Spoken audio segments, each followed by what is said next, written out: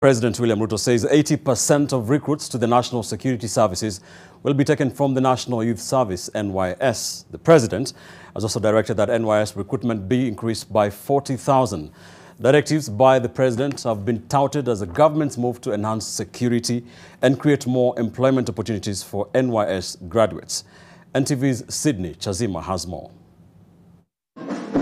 In what is seen as the government's move to ensure graduates from the NYS are absorbed into the country's workforce, President William Ruto, in his maiden State of the Nation address in Parliament, directed that 80% of recruits to the National Security Services be recruited from the NYS. From the military, the police, KWS, Kenya Forest Service, and all other security agencies, 80% will come from the well-trained, talented, and committed young men and women who have undergone training at the NYS. In line with this directive, the president also increased the NYS's annual recruitment to 40,000.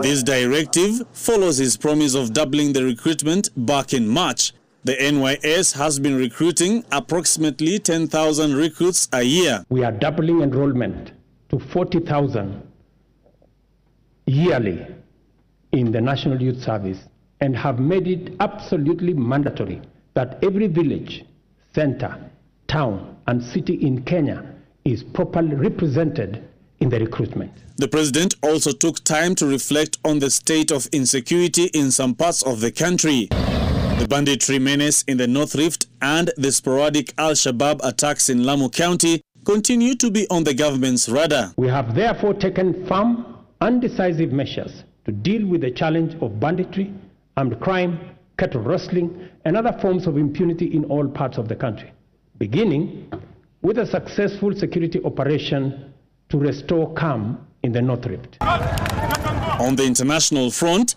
the planned deployment of Kenya's police officers for the multinational peacekeeping mission to Haiti continues to ignite debate. The matter is still pending in court. Interior CS Kindiki has affirmed that Kenya's contingent will not be deployed without all the necessary resources. Unless all resources are mobilized and availed, our troops will not leave the country. Our officers will not leave the soil of Kenya until the equipment that is required on the ground in Haiti is in place. The Haiti mission is expected to last for a year, pending reviews and possible extensions.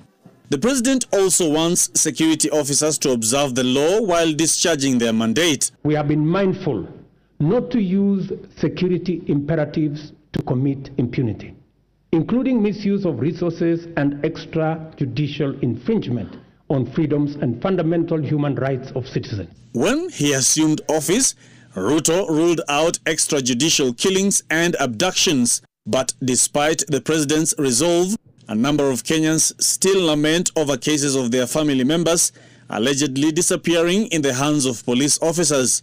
Equally, complaints of brutal force meted on anti-government demonstrators have found their way at the table of discussion in the just concluded Azimio Kenya Kwanza talks at the Bomas of Kenya. Sydney Chazima, NTV.